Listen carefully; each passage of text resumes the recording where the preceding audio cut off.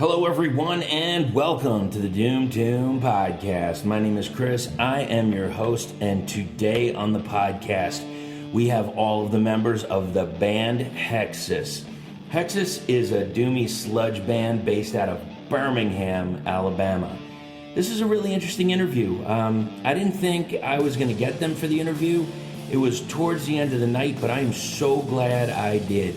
Now, if you're ever wondering, is there any fun in doom metal? Well, if you listen back a few episodes ago to Year of the Cobra, we discussed it, and let me tell you, just listen to this interview because you're going to have a great time and a lot of laughs, along with a couple of serious conversations, and we'll get into that a little bit later.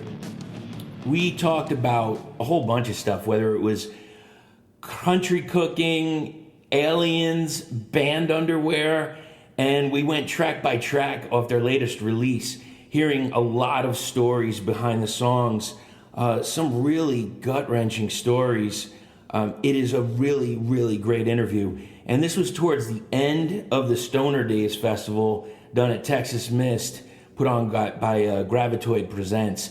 It was a fantastic discussion, and I'm really excited to share it all with you. This is the band Hexxus.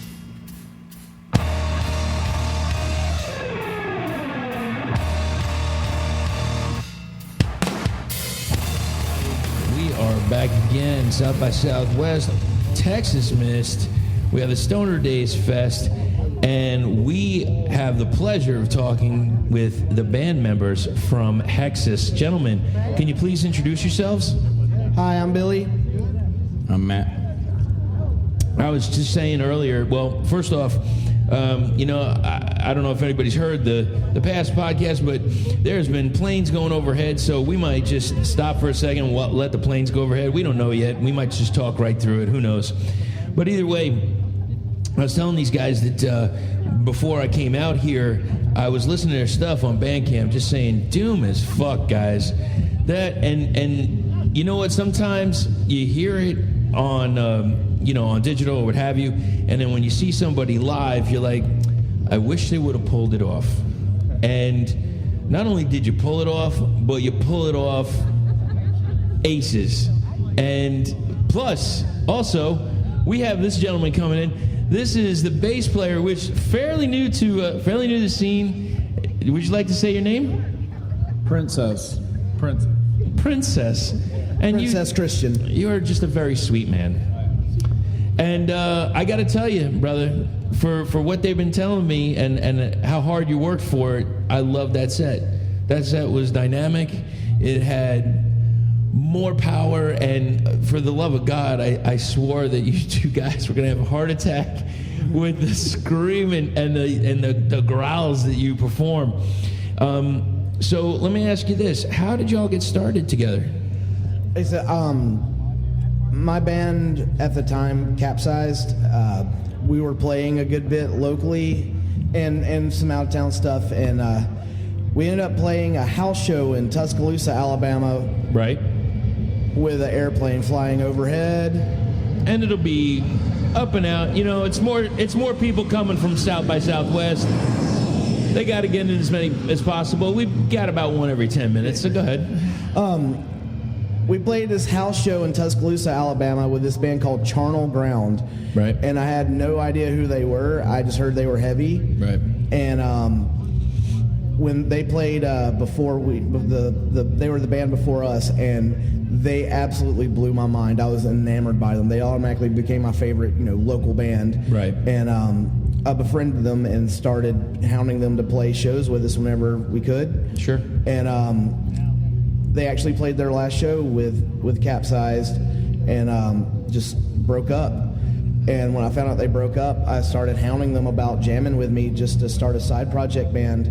And I think they conceded just to shut me up. Mm-hmm. And after that first jam, we pretty much knew what we had, and we wanted to stick with it. Right. It was one of those moments where, like, you jam with some dudes, you barely know them, you know what they're capable of, they know what you're capable of, but when you get in the room together and you just go, holy shit, So it was... Did it feel like everything gelled? Yeah, it felt like we were show ready from the word go. And how long have you been the band Hexxus? 3 years. 3 years. And can you remember some of your early shows? I remember a lot of them. A lot of them. Our First show. Yeah, our first show was at Bottle Tree in Birmingham. Right. We had been a band about 4 or 5 weeks, Matt. Been a band like 4 or 5 weeks. We asked to play a show, and we played it after being a band for about 6 weeks. Wow. And it was opening for Nate Hall and the Poison Snakes. Mm-hmm. And it was all systems go from there. It was basically, we started playing locally. We did an out-of-town, like a 3-day little run with my other band at the time, Capsized, and a band from Chattanooga called Red Necklace. Mm-hmm. And, That's a great name. And I asked the guys, it's like, what do you guys think about going on tour? And they were into it. So we booked a tour, and away we went. And it was, right just shy of 3 weeks, our first, full, real tour. Mm-hmm. And we had about 2 shows left before it was over, and the guys were asking me, hey, can you book more shows? Do we have to go home? Right. So they caught the tour bug, and we kind of just kept rolling with it. Really? How far did you go? How long? The longest we've gone was supposed to be 6 weeks, but we broke down in Central California and were stranded for 3.5, so that didn't work out too well. But we've done several, 3 to 4 week runs. That was the one you were telling me about. Yeah, that was a brutal one. But what happened to the vehicle? Blew the motor up. Blew the motor up. Yeah. And you didn't have a way to get back. Yeah. I've got some family in Southern California. They came, picked us up, hauled us back, and Matt and I were looking at getting jobs to, we had to buy a van. We couldn't just stay in California with no money and no vehicle and all our gear there. And so we were looking at getting jobs, and Erin, who we were staying with, she suggested we do a GoFundMe, and so we made a GoFundMe, and we ended up being able to crowdsource a new vehicle.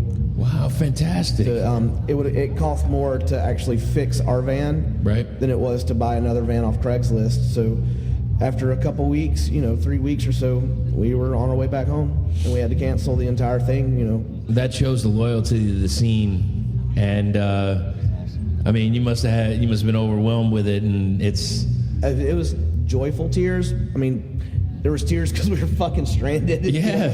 But it was like holy shit. You know what I mean? Like, this is really happening. Where we're, people actually give a shit about us, and that's one of the most surreal things I've ever experienced. Is people actually care, and it's awesome. Right.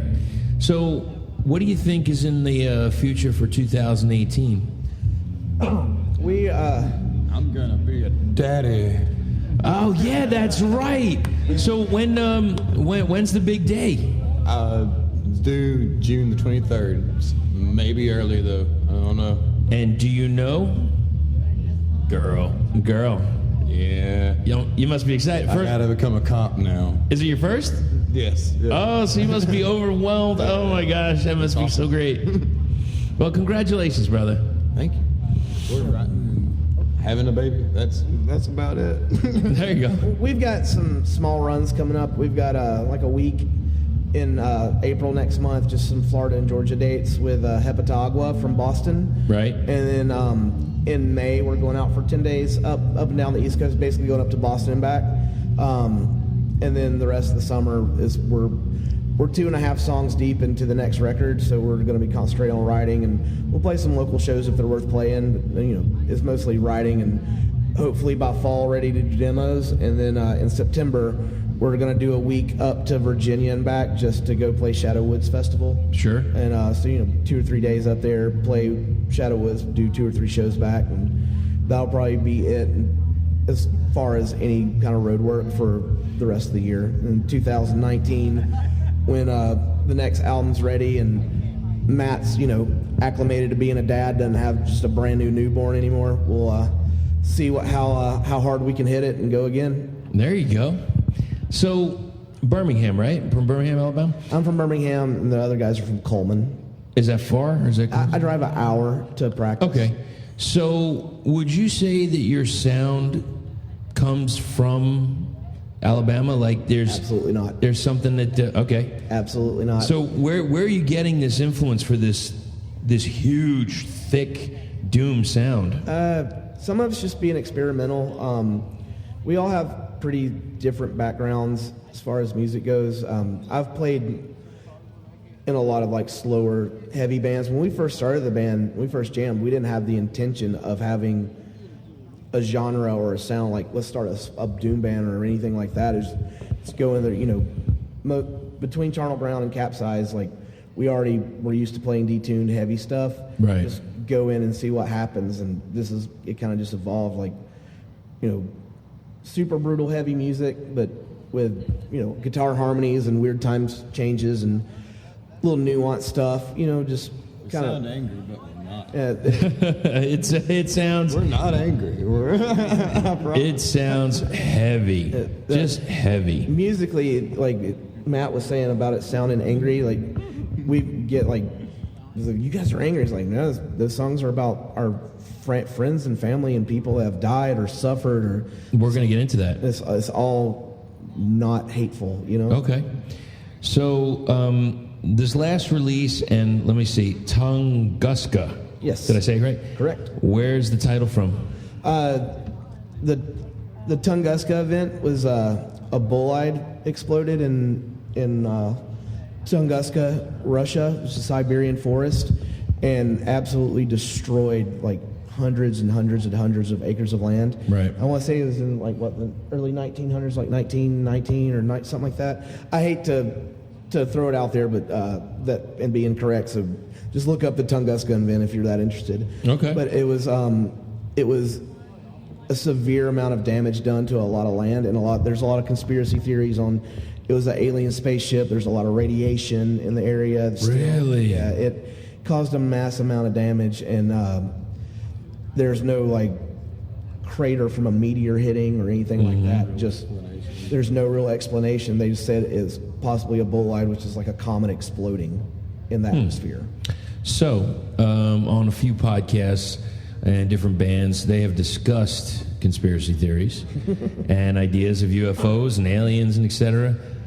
What do you think? We are believers. All right. We believe. Have you seen? I have. You want to talk about it? If you're into it. Let's go. All right. Bring it on, brother. All right. What'd you see?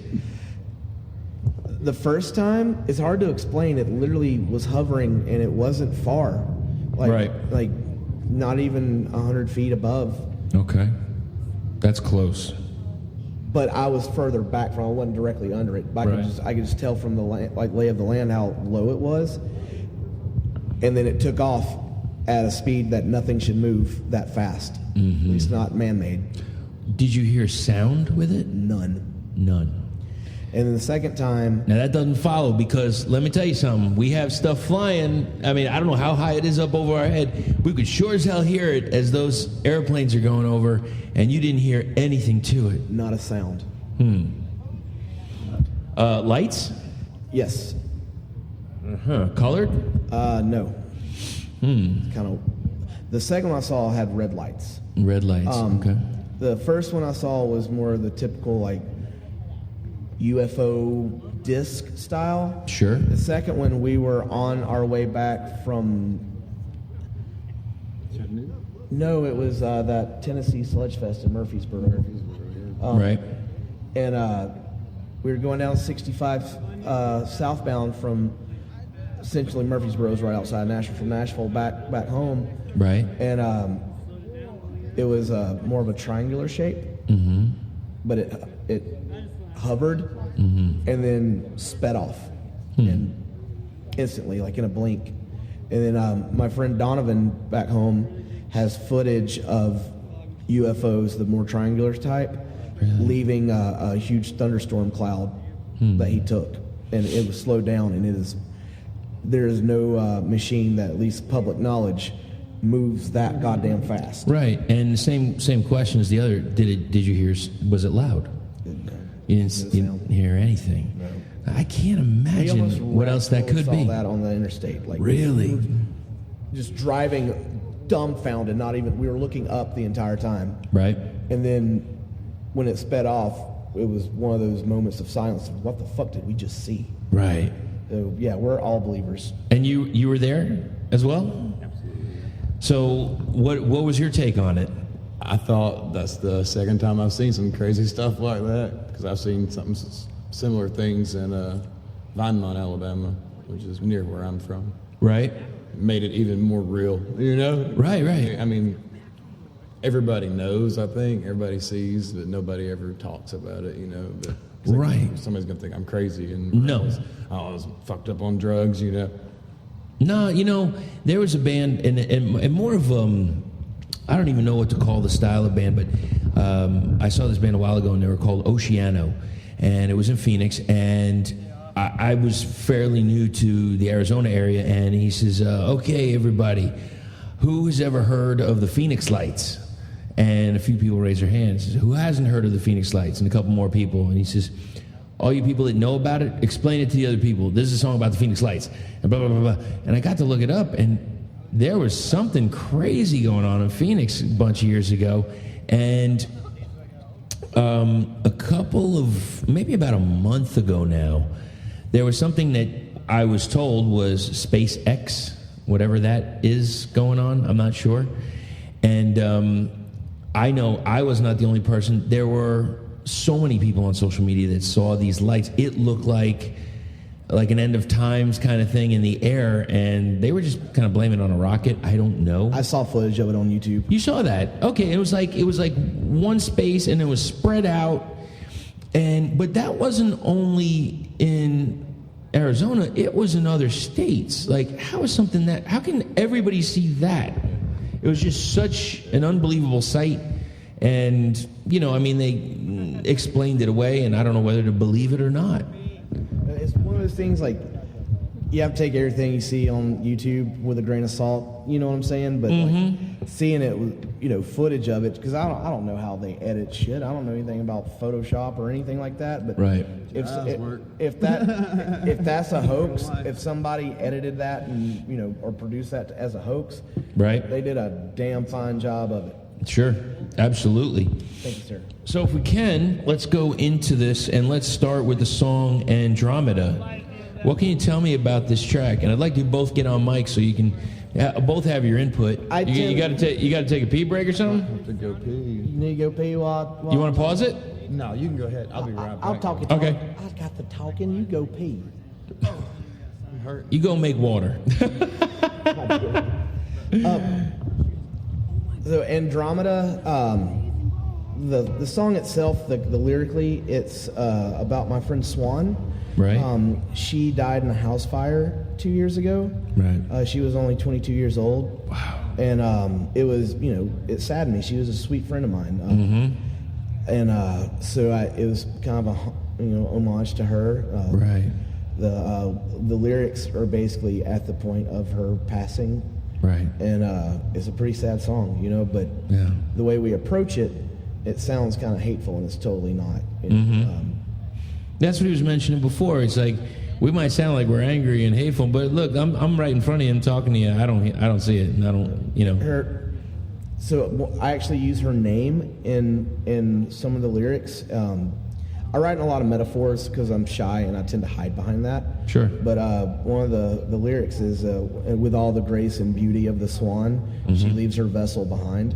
Right. And that was also sent when we finished the record. I sent her mom and her sister, like, you know, the song with the lyrics, right, for them to hear. Yeah, that's a homage to my friend who passed away. And I'm sure she's sorely missed. She is. I'm sure of it. As you know, I'm substantially older than 22 years old. I remember being 22, sort of.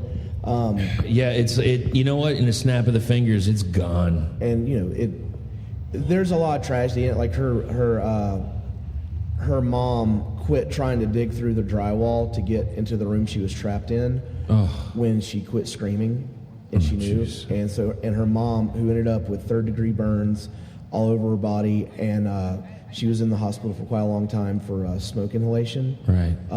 She ended up breaking her collarbone jumping out of a second-story window to save herself. Wow. And I believe if it would have came to it, she would have quit screaming before Swan if there'd been, in the opposite rooms.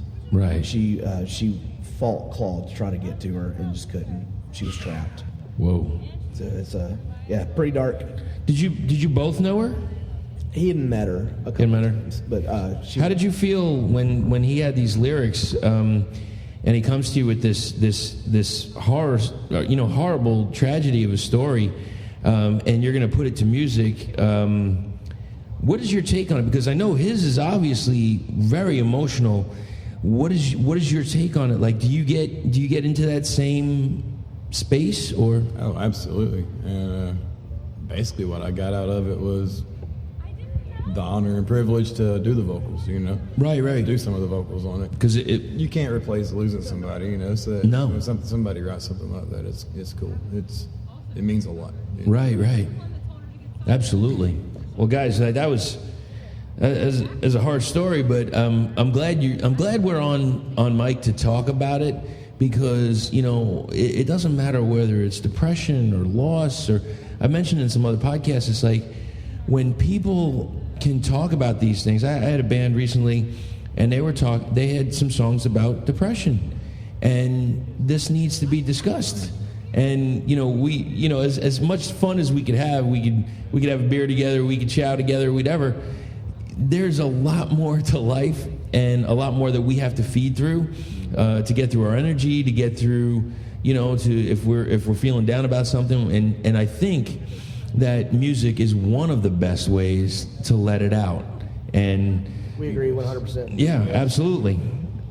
Now, the Great Migration. What can you tell me about that track? Where I'm kind of an old hippie that plays in a heavy band. Okay. It's humanity's destroying the planet. Yeah, okay. And that's basically the gist of it. We're not going to have a planet to live on much longer. Humanity is a cancer. Mm-hmm. And we're going to be our own downfall. Absolutely. It's just me being a hippie and upset of how... I have a little boy, he's 9.5 years old. It might happen in his generation, it might not, but we're fucked. Yeah. It's going to happen. Yeah, there's a lot of signs that, but things are also cyclical.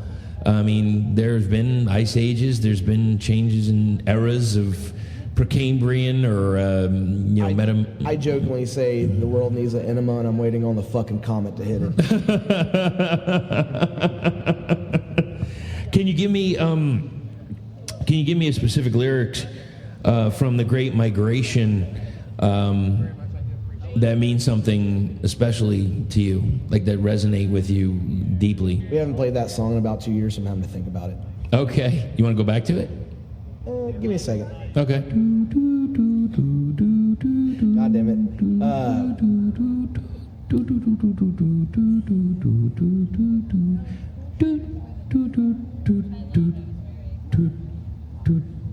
A new beginning and a new age. I'll leave it at that. That's perfect. You came in right at the end. Oh my God, that couldn't have been better. I'll take Billy from Hexxus as an idiot for $500. I'm gonna go with what you said. Yeah. What can you tell me about Crossbearer? Couple double meanings. Kind of lied. That's the only. That was kind of angry. Yeah. That was the second song we played tonight. Right. It's about people who do shitty things to other people when you thought you were cool, you thought you were close, you thought you were friends. Right. And then when they're outed about it, they try to make people feel sympathy for them when they were the piece of shit. And also is the double meaning is people hiding their prejudices behind their religion. Okay. Yeah, that's a big thing. It's still a big thing now. I haven't seen that change, and I don't know if it ever will. Yeah, we're I don't even really want to talk much about it, but because we're from Alabama and everybody automatically assumes negative connotations about that, we're probably 2-3 of the biggest anti-bigots you would ever meet. Right. Like, I'll fist fight people for using the word faggot. Right. Like, Yeah. yeah, like I'll homophobes, racists, I'll punch them in the fucking mouth and not think twice about it. I don't care. Like, I'm not listening to that. My friends aren't going to listen to that. My family's not going to listen to that. Fuck Sure. you. Go somewhere. We can all get along. There is possibility for this, and sometimes people, like in other instances, like in the previous song, it's like there's so many people that just they get in their own damn way. Just get around it, get past it. You know, we can be together. You know, there doesn't have to be this segregation. Humanity is cancer. Yes, it is, and it goes right back to it. That was number 2. And now we're going to number 4, which is extinct is instinct. Humanity is cancer. And that's where we're going back to. We're killing ourselves. We're not Right. just the planet. We're nuclear war, disease, just the whole fucking gambit. Like, what's gonna kill us first? A fucking comet, nuclear war, the fucking planet self-destructing. Right. Fucking humanity sucks. I hate them. Like, we're such a positive human being who wants to preach the hippie shit of love everybody and, you know, anti-bigot. I fucking hate people. Right. Well, yeah. You know, it's funny. I've said that on occasion, and I know a lot of people see me. They know me as a happy guy and a decent guy and stuff. And there has to be a way to put it of like, I don't hate all people, just the ones that are dicks. Yeah. I want to have faith in people. I Yeah. want to. You do. You know? It's hard. It's hard sometimes. Oh, yeah. And speaking of, as we're Faith. while we're going through this, if I could just take a little sidestep here because I do see a vape going. If you can just enlighten me for just a minute, what is in the vape? What kind of juice do we have here today? What is this? It's mango, right? Strawberry. Strawberry. Yeah. Delightful. Yeah, 6 milligrams of nicotine. It's kept me off cigarettes for 5 months. You're not the only person that has said that. So Looks like a douche stick in my mouth, but I really give no fucks because you're not smoking though. in the store anymore. Right. It's fucking rad. Yeah, I you can gotta smoke go in the bathroom. You or in gotta go to the bar vape juice store, bro. Go to the vape juice store. twice a month. Not every day. Is that what you usually vape, or do you pick something else? Whatever, dude. What's good. Right. Yeah, I'm an easy guy. Same way I order off the menu, and I'm like, the waitress is like, what do you want? And I was like, what would you eat if it was your last day and the baby Jesus was coming to take you back? And she said, I'd have that fucking burrito right there with all that cilantro in it, the chicken in it. I was like, that's what I want, baby. I mean, I'm just going, if you work there, dude, it's the vape store, man. I mean, that guy's sitting there fucking vaping all day. Yeah. If he just sells me some stale shit, I'll never go back. And he knows it. So I'm what do you got in your vape, bro? I'm vaping strawberry today. Well, give me a ball of that. That's how I'm rolling, dude. There you go. Yeah. Now, speaking of that, so you got what was that? You're The strawberry juice. you know what? I don't know. Maybe Use it on the side, man. Tastes better than a Pall Mall. hell yeah, it does. Does not taste better than a Marlboro Red. But What I need. I'm so a junkie for nicotine. now you're all in Alabama, and is there a style or a cuisine like? I was talking to some people from Louisiana, and they had, and I might say this wrong, but boudin. It's that sausage with the rice in it. Yeah. I had that when driving out to Arizona, and I had the spicy.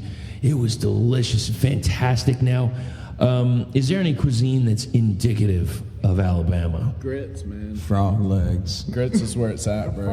Frog legs totally fucking Louisiana, bro. Come on. I'm stealing it, Louisiana. Shrimp and grits. Shrimp and grits, sausage and grits. and grits, biscuits and grits, grits and butter, grits and bacon.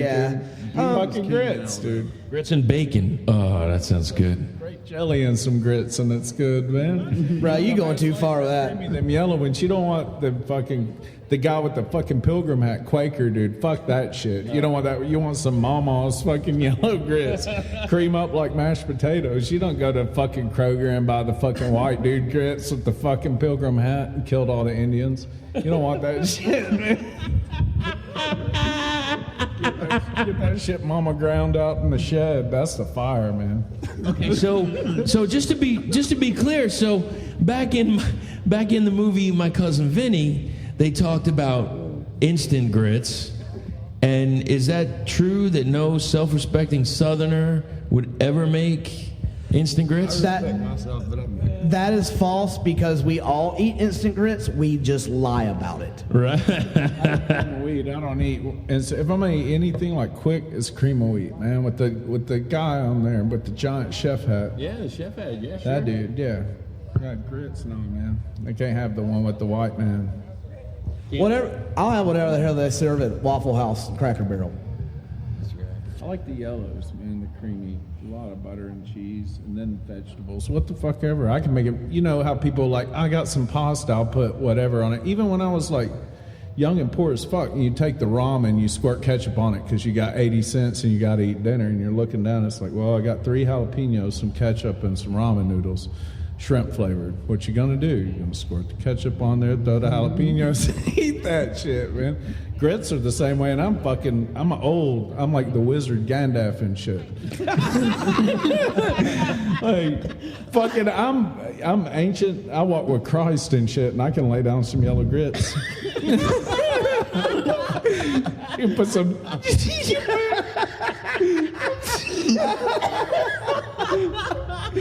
No, man, you can throw some peppers on there and some toenail clippings, and it's still gonna taste like God just came in your fucking throat, dude. Wow. Scheist Alcrighty.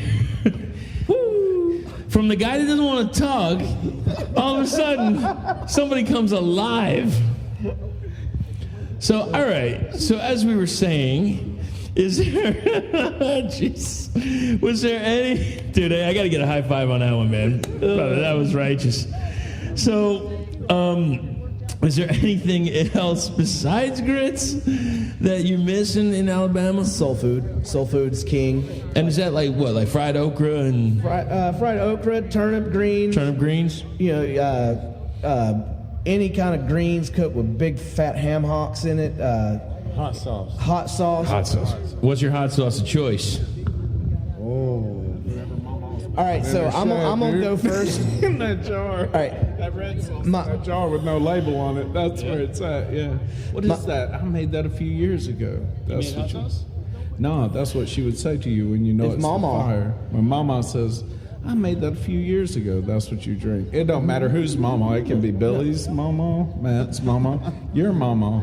If she made that shit that's been sitting there 3 years, that's the fire. If Mama Fuck says she made Tabasco. some hot sauce in 1942, and you say, Mama, you made that in 1942. It can't be good anymore. Oh, honey, it's got enough vinegar. That shit ain't ever going bad.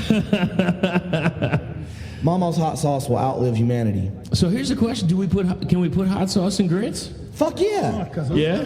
Kahula and grits. I put hot sauce on everything, man. I put hot sauce on his nipples before I licked them.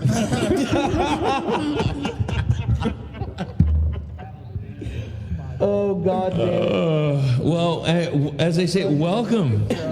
Welcome to the band, sir. Woo. It took a wonderful turn. It took just a wonderful turn. So like you were saying... It's about a Russian tragedy and all this fire burning. I love you, Billy. I know we know lost, brother. But I'm trying to bring us up out of that. Let's have some fucking tears of joy up in here, man. We're at a wooden table. Texas ain't ever comfortable like this. It's always fucking cold or 100 million degrees. And this is like almost like spring. I've never been in Texas in the spring. It's either 120 or 45. Right. And I'm happy to be here, dude. It is, it just reminds me a little bit earlier. It reminded me a little bit of Florida because it's got some humidity. And then later on, like right now, it's gorgeous out where it's about, what are we about? 20 after 1. in the morning, and it is just a beautiful, fairly cool night where we can just enjoy ourselves and basically talk about hot sauce and grits. And apparently his nipples for some reason. Dudes, it doesn't matter if it's hot or cold because I can get close to Matt and he makes me so hot, and then I can hold Billy's cold heart up against my chest and it's like air conditioning. He's just like such a tender man. So we were talking about collard greens, turnip greens, and what other fine foods do we have in the fine state of Alabama? Tomatoes. Fried green tomatoes. Fried pork chop. Anything fried, you got to fry We it. got good barbecue. It ain't Texas. Barbecue or fried. Our barbecue, it ain't Texas, it ain't Carolina, it ain't Kansas. It's its own thing. It's good. We got dry rubs, we got sauces, we got sweet sauces, we got vinegar sauces. Shit. We got good food. Look, you don't get to be this goddamn fat and not eat good food. All right. So I'm so goddamn fat my underwear is made by Fruit of the Doom. So it's low. It's played low, it stayed low. Stayed low. So what can you tell me about the title track of the album? Tunguska is, I'm not going to name names because it's private. Right. Is not about somebody dying. It is actually about dealing with the grief of somebody dying and self-destructive behavior as a coping mechanism. Right. Just when you are that distraught with grief and you turn to self-destructive tendencies as a way of coping with it because you don't know how to cope with it. Sure. And it's about somebody very close to me, and so that's I'm gonna keep that private. Okay, I appreciate that. But you know, and with that said, thank you for at least putting it to song so that maybe it can help somebody else. That's also probably my favorite song I've ever written lyrically. Really? Yeah, I'm very proud of that. Cool. Even though I don't share it. Now we talked a little bit off mic about about some of the merchandise, and obviously people can download your music digitally off of Bandcamp. Yes. And if they want physical copies, do you have any idea when you might be able to get some physical copies again? I think we're going to do another pressing before either this April or May run. It just depends on what our finances are looking like. Right. How many T-shirts we can sell, because it all costs money, you know, and CDs aren't, not that we've done a few pressings now and they've all sold out, but we sell substantially more T-shirts. Right. And then we do CDs, so when we're doing merch, like according to how much of the band fund is there to press more merch, Right. T-shirts take precedence over everything because that's our biggest seller, and that's how we send money home on the road. Sure. Let me ask you this: do you think for this release, or maybe your next release, do you think you'll release it on vinyl? Somebody's willing to pay for it. Yeah.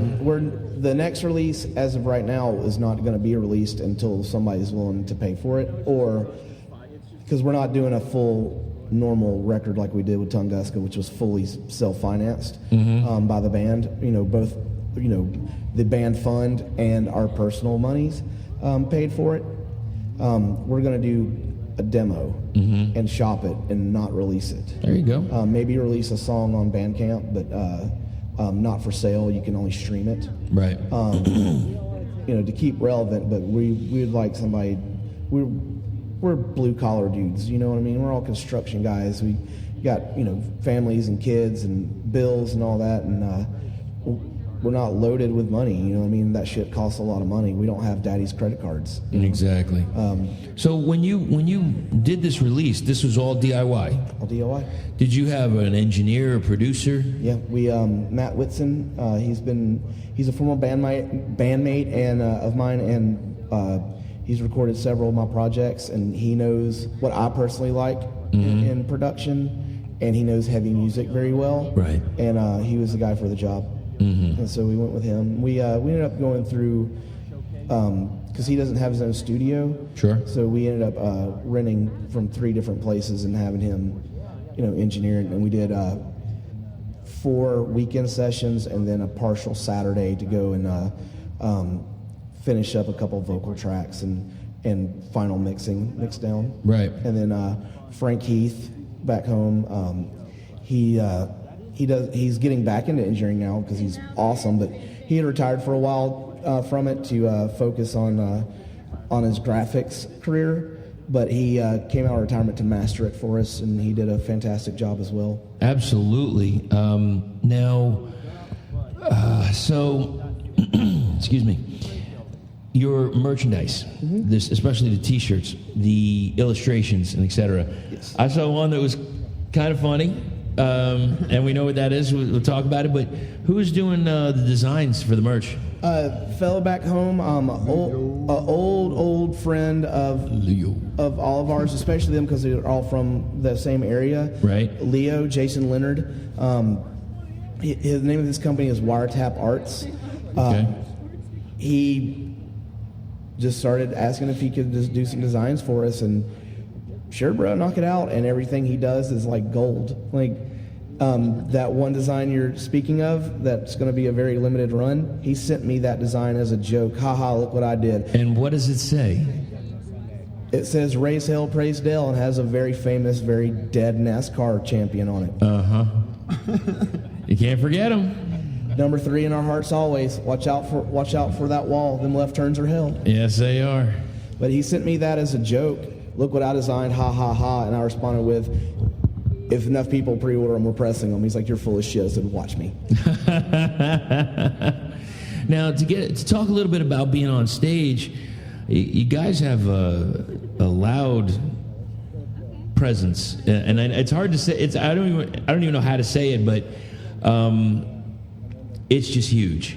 And before you go on stage, do you have any like OCD rituals, like something you have to do, or maybe like a little noodle or a drum roll or something that you have to get out, just like as a warm up? I do when we're level checking my guitar. Right. I have to check my pedal settings. Sure. To make sure, like my modulation pedals are all the way on it. Ding-a-ling-a-ling-a-ling-a-ling. Yes, that. What, you haven't heard that 400 times over the past 3 years? Wait. Matt, how's that go again?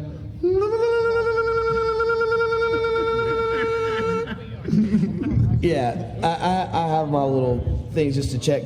I know it so well that I know if one of my, because stages are dark and it's kind of hard to see, and I can tell right away if my settings are off. Sure. By doing that one little.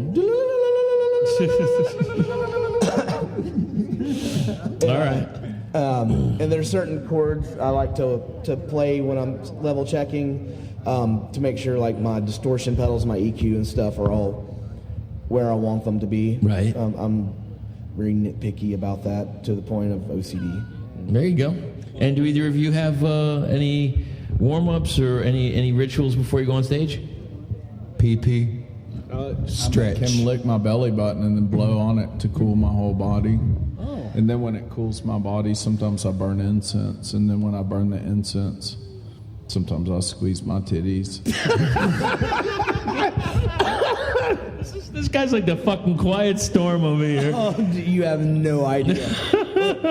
So, well, what kind of incense are we using? Are we using like a strawberry? Nag Champa is the only way to go, brother. That's how I'm living my life. That's the only way to go. We also stretch like because how do you say that? And we put our feet together, we pull each other's arms like a pentagram. It's weird. It's like a 6-footed pentagram, but we pull on each other's arms and it feels so good. This is such a heartwarming tale here. We The way that our feet cross. So you have this OCD ritual, basically. You have to all lay down and cross each other's legs in order to form like the perfect pentagram. Dude. right. But we hold hands. You hold hands. Sometimes we have song, but it's very rare. But when the songs come, it's like the voice of the angels. Is it more of a religious hymnal or like an old spiritual? It's just a total rhyme, dude. You just gotta in the moment. Sometimes today in the car, he's singing shit, and then I bust a rhyme, and then he busts a rhyme, and we just roll in circles, man, just rhyming. It pleases the gods, dude. It's good shit. It's the fire. Fire. Especially with the pentagram. Yeah. You should see it when we Footnot, dude. oh, Lord have mercy. Velcro them together. We align our chakras by sword fighting naked.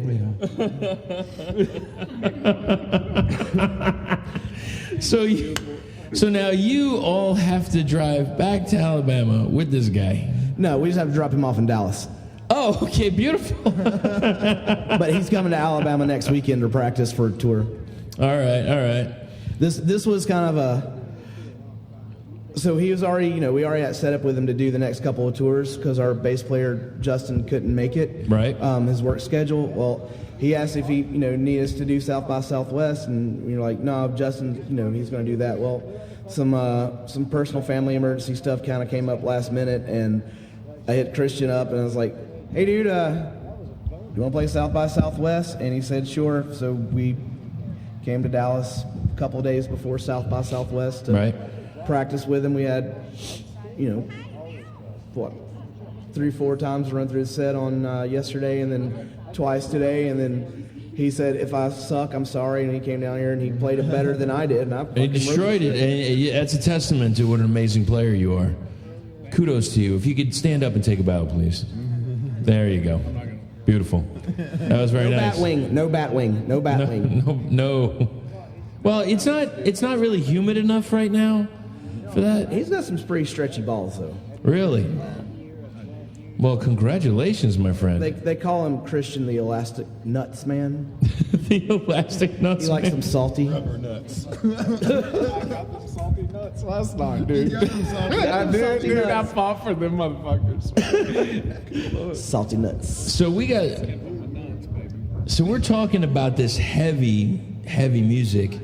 Is there anything that any of you are listening to right now that is out of the norm of the genre? Like something that I don't listen to any of this culture. What do you normally listen to? Mostly indie rock, emo type stuff, really. Hip hop, boy. A lot of hip hop. Yeah, there's a lot of gangster rap that goes through my. Yeah.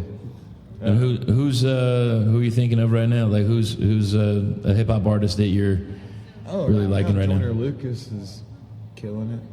I think he's awesome. It's not mumble rap garbage, he's intelligent, and I dig that. All right. And what about yourself, sir? Is there anything that you're listening to? I listen to everything, man. This genre, I like kind of older stuff. Neurosis, ISIS, I Hate God, stuff like that. I like Tombs. I like Elder a lot. I really dig Elder. It's all about Wake. Yeah, Wake is the one heavy band that we all super are enamored by and love. Wake. Yeah, from Arkansas, the Relapse band. Right. Wake. Tour again.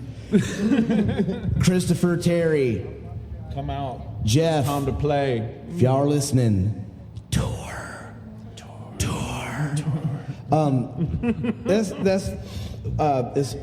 It's pronounced Wake, but it looks like Rwake, the Arkansas band. They're phenomenal, and they're rad human beings as well. That's like the one real big heavy band that we all super agree on. That we're all like, there's no groaning in the van if somebody pops in some Wake. You know what I'm saying? Right. I don't listen. Most of the heavy stuff I listen to, besides like what Christian was saying, like the old stuff that I've always listened to, right, is mostly bands that we met on tour that we really liked and were really good. I don't really listen to much music at all besides like hip hop, or like Bjork's and this Bjork's early stuff and the Sugar Cubes and like 80s synth pop. We play so often with so many heavy bands. And we've met a lot of we've met a lot of rad bands and befriended them, and it's awesome, but listening to heavy music all the time, it depresses me. It gives me writer's block, and I'm burnt out. You know, fuck, man, I've been playing in heavy bands for over 20 years.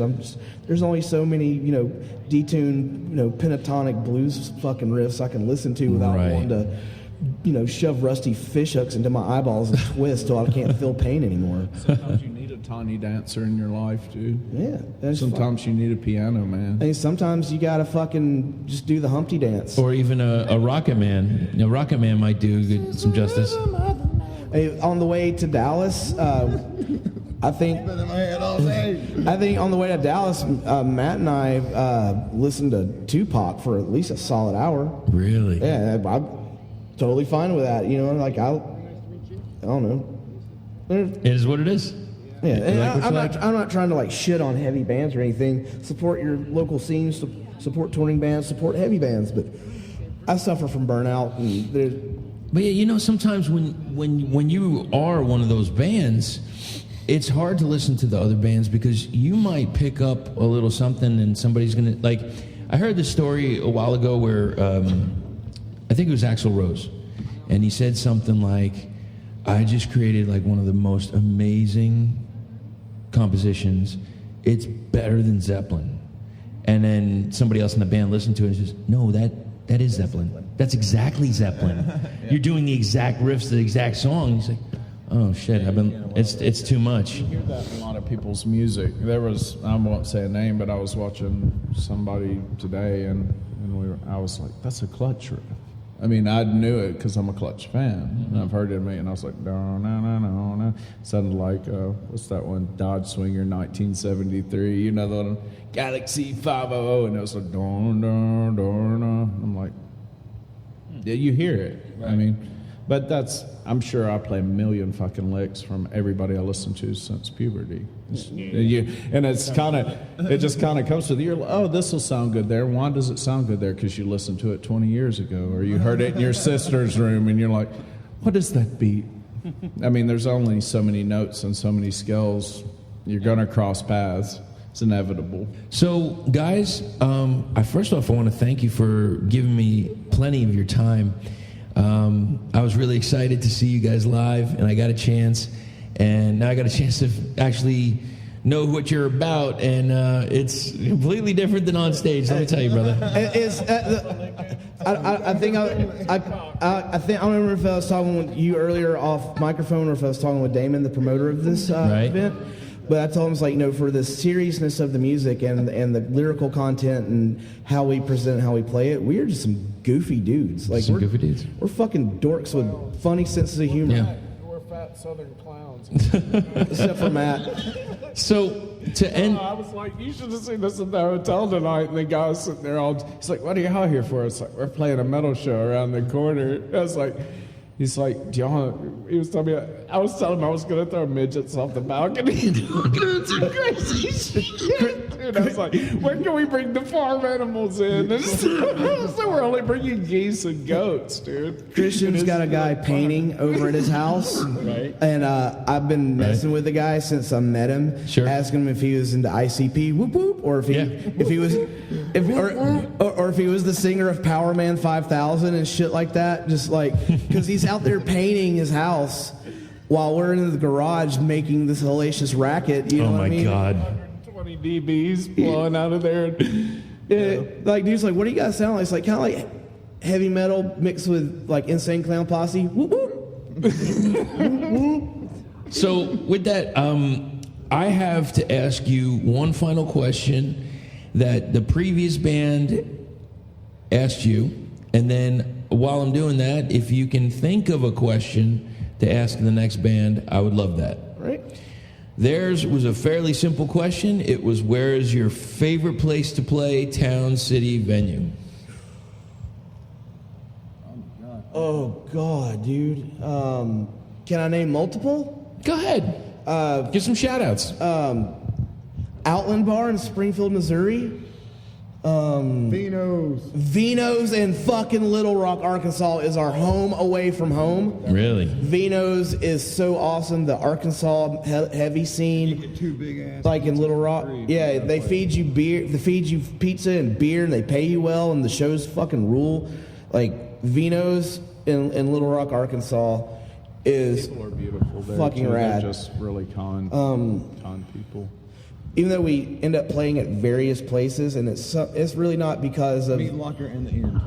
Meat Locker in the end. Yes. Where's that? New Jersey and Nashville. Montclair, New Jersey for the Meat Locker. But, what was I saying? Oh yeah, one of our favorite cities to play, but we always play at a different venue every time, is Baltimore, Maryland. But some of that might be because we have some really close friends in Baltimore, and they're real supportive of us. Right. Saturn in Birmingham, Alabama's super rad place. The Nick because they let us do it a lot. Yeah, the Nick because they give us free reign. Where's the Nick? Nick's in Birmingham also. Okay. Yeah, the Nick's been around since We were all babies. yeah. Since my dad was in college going to the Nick when it was the Wooden Nickel. The Wooden Nickel. Yeah. It's right next to the hospital I was born at. It was like the same time the Chucker in Tuscaloosa Yeah. opened back in the day, and they closed that down for whatever reason. Black But Flag- like the Black Doors Flag and played the at the Rolling Nick in Stones 84. and shit played Yeah. at the fucking Chucker, man. My dad saw the Allman Brothers band at the Chucker, and it's smaller than this place. Ridiculous. But that's 1970 for you. Chucker's a big fucking shithole though. God damn, that place is rough. Oh, I know, it's closed down. The Shea Cafe in San Diego. Right. La Jolla Beach, super rad place. You know what? The Alley Cat in Carrollton, Georgia. Many people haven't heard of it, and Carrollton is a little college town. Right. We've always had a super rad time there. Great space. Great little space. God, that's a big list for you guys, man. Churchill's in Miami. Yeah. Churchill's was just starting to bring in some great acts as I was leaving. And man, we played there last spring. Was it like last year sometime? The Bug Jar was rad. The Bug Jar in Rochester, New York, super rad. Fuck man, Once Lounge, Once Ballroom in Boston. Yeah, you guys have a long list. We play a lot of shows. All right. So They're all, they're great places. So now, with that said, what is your question for the next band? Do you believe in domination through amplification? Perfect. Gentlemen, thank you so much for your time. Thank you, brother. I so appreciate it. I appreciate the music you're providing. Thank you. And, yes, sir, go ahead. Thank you. Thank you, sweetheart. Oh, thank you. Thank you, honey. Raise hell, praise Dale. Apple pie. My brother. All right, take care, guys.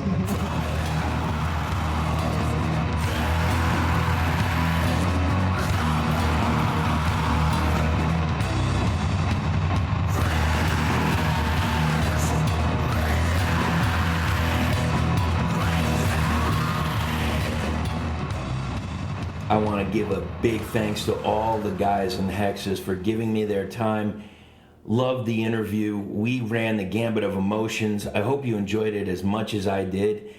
It was a fantastic ending to the Stoner Days Fest, and next week I'm going to go back to some other interviews, but I had to put this one here because of the question I asked at the end, and their question will be coming up soon on another podcast.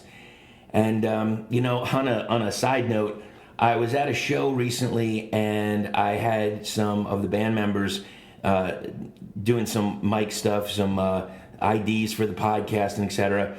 And there was a woman outside of the van and she's like, "Oh, are you looking at this guy? Do you see this guy over there?" And what's the matter? She says, "We think he's going to get hit by a car." So we all jump out of the van and there's this kid.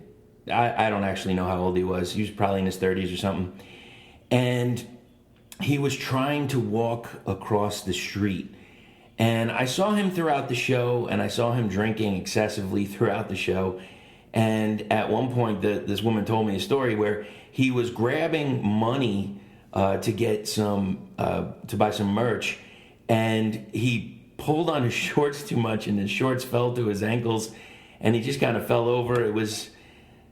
needless to say, he had quite a bit to drink, and he got himself together and got outside. Now, he bought a lot of merchandise, at least a couple $100 worth of merchandise, and he had that in his bag, and felt bad for the guy. And we all jumped out, and we kind of saw him moving across the road. He was just about on the other side, and he made it, thank God, to the other side of the sidewalk. And he was actually, I guess he lived right across the street from the venue. So, brother, I hope you're okay. I hope you slept it off. And maybe next time, cut back on like maybe 1 drink or 2 drinks.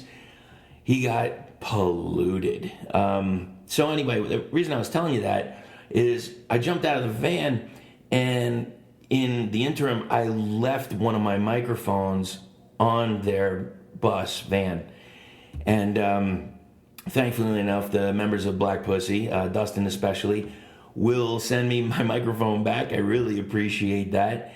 And he was telling me just a quick story that yet another instance of something being stolen, this time being stolen off his porch at his house, some equipment that he had. So this stealing thing is just getting out of control. But this wasn't something that happened at a show. This wasn't. It was band gear, but it was actually taken from somebody stealing it. That I guess he got it delivered from online or something. It's just ridiculous, man. People just buy your own shit, for God's sakes. Oh man, again, sorry. Just got to get that off my chest and get off my soapbox. This stealing stuff is just out of control. So let's get into a track. I wanted to play this track, and it's an important track from this band. It's called Andromeda, and it was dedicated to Swan, and I hope I'm saying that name correctly. You heard the story. It was heartfelt, gut-wrenching, and very emotional. This goes out to Swan. May you rest in peace. This is Andromeda.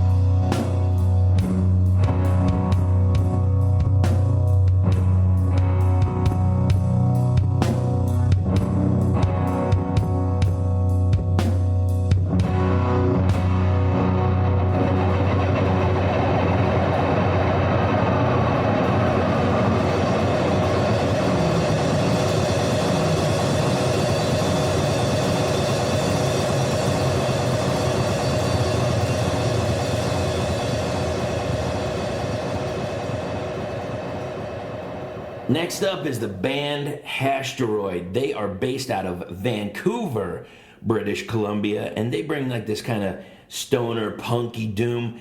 Man, let me tell you something. From top to bottom, every track, it's an onslaught for the ears.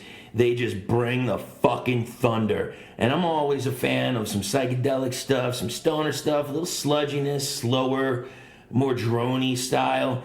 This is just boom, boom, boom. So you're going to want to check that out if you like something that's really super high energy. I think you'll get a real kick out of it. And this comes from Cursed Tongue Records.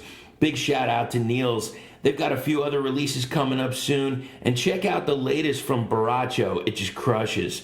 How about this? Let's check out a track from Hashteroid right now. This is Stan the Wolfman.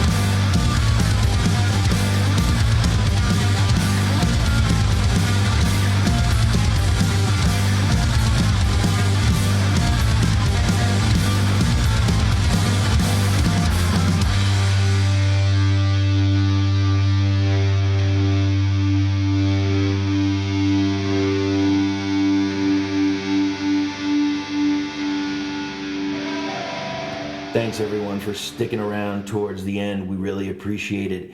If you need to contact us, you can. DoomToon Podcast on social media. Also, doomtoonpodcast@gmail.com. Give us ideas, thoughts, suggestions, whatever you want. Send it to us. Also, leave a review on iTunes. We would love that. Maybe a couple stars. That would help in the ratings. Somehow. I don't really know how yet, but I hear it works. So can you do that for me, please? In the next coming weeks, we've got Forming the Void, we've got Zed, we've got King Chiefs, and a whole bunch of other stuff. I've got an interview tonight. I'm not going to let it out yet, but it's going to be great. I know you guys are going to love it. Check out the show notes. Usually I put stuff in the show notes that is relevant to the discussion we had, and I guess that's about it. So we will talk to you soon. Enjoy yourselves. Keep going to the shows. Buy a little band merch every once in a while. And stay heavy.